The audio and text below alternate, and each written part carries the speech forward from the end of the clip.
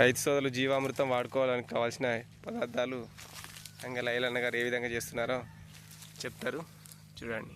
జీవామృతానికి మనకు తయారు చేసుకునడానికి 200 లీటర్ల డ్రమ్ము ఒకటి, దీంట్లో 200 లీటర్ల నీళ్ళు పోసినాం.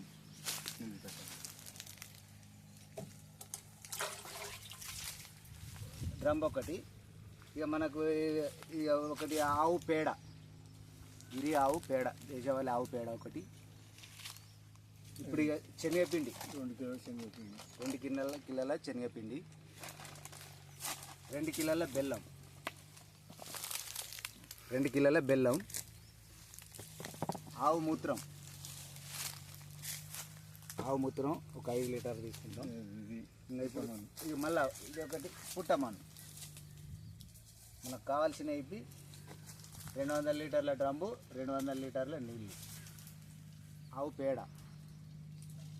శనగపిండి, 2 కిలోల బెల్లం, ఆవు మూత్రం, పుట్టమట్టి. వీటితోటి మనం ఇక్కడ గోపాల్పురం విలేజ్లో జీవామృతం తయారు చేస్తాను ఇక్కడ. ఇంకా ఇప్పుడు మనకు ఫస్ట్ ఆవు పేడ జరుగుతుంది. ఎక్స్ఎంపీటీసీ రాజమౌళి గారి పొలంలో నువ్వు చెప్పు, నువ్వు మాట్లాడు. నేను ఈ ఆవు పేడను మనం మెత్తగా కలుపుకొనడానికి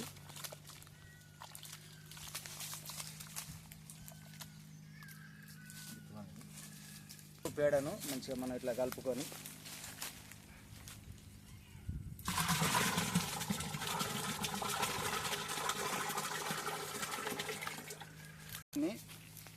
ఈ పొడిగా ఇప్పుడు ఇట్లా గట్టిగా ఉన్నాయి కాబట్టి మనం దీన్ని ఏం చేయాలంటే పొడిగా చేయాలి.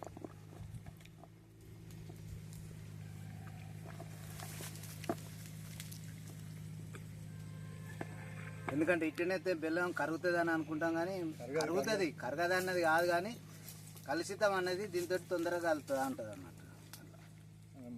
మనం ఏం చేయాలి, ఒక 2-3 రోజుల ముందు ఇటువంటి బకెట్లో వేసి నానబెట్టుకోవాలి. అట్లా దీన్ని బెల్లాన్ని ఇక మొత్తం పొడిగా ఇట్లా చేసినాం.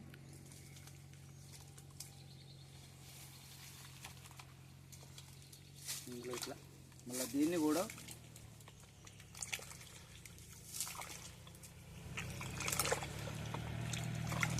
కూడా ఇట్లా మెత్తగా మళ్ళీ కలుపుకోవాలి. ఏమన్నా చిన్న పిల్లలు ఉన్నా కరుగుతాయి, కానీ ఇప్పుడైతే మనం ఇట్లా ముద్దలు లేకుండా చేసి